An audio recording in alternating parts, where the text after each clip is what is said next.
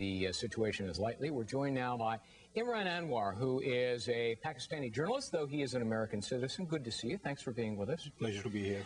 Look, obviously, Pakistan was an enormous key ally for America in the war against the terrorists who were being harbored in Afghanistan. However, your country has a large Muslim population. In the end, what will Pakistan do? Will they back the U.S.?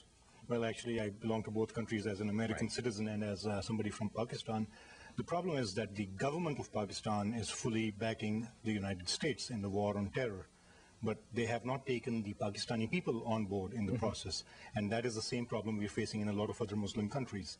The challenge here now is to make sure that the masses, the people of these Muslim countries, Pakistan, Saudi Arabia, etc., feel that this is a war on terror, not a war on Islam, and that at the end of this, eventually Muslim causes like Palestine and Kashmir, etc., will also be addressed. But look, time's running out. Is President Musharraf making that case, and will he make that case in time for a war that could begin as early as 3 to 4 weeks from now?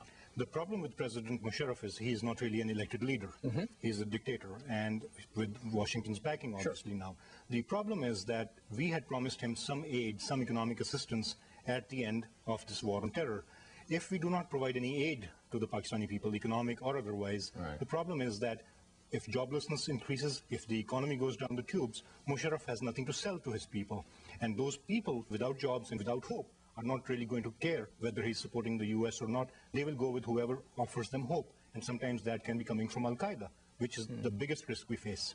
President Bush telephoned President Musharraf Friday morning, and thereafter the United Nations ambassador, the Pakistani ambassador to the United Nations, had this to say, and let's put it up on the screen here. Pakistan would like to see every effort exhausted for a peaceful resolution of this crisis. What does that mean? The problem here is that not only is Pakistan right next to a country like Afghanistan, but that is also the country where a lot of Al-Qaeda has dispersed, which really means that Al-Qaeda is a bigger threat to Pakistan now than even possibly to the United States. He is also very keenly aware that in his desire to grab power, he actually allowed the religious fanatic parties to take power in some provincial governments, which had never happened before.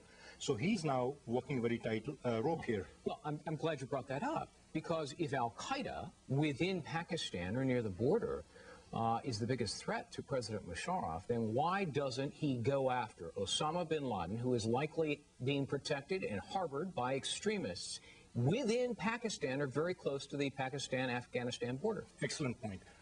The northwest frontier province of Pakistan is the one piece that is one of the pieces that borders on Afghanistan. This is a traditional tribal area. It is a place where even the British Raj, the rule of the British Empire, had not been able to extend, and where the Russians were defeated. This is an area which is part of Pakistan, but is really self-managed, and it is impossible for Pakistani troops or law enforcement to go in there. Impossible?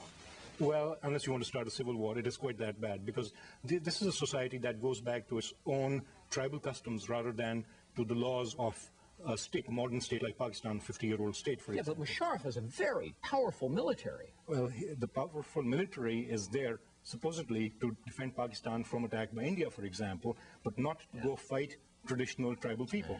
And that is the problem we face. Imran Anwar, thanks very much for being with us. Good to see you. The pleasure was mine. Patty Ann? Well, straight ahead.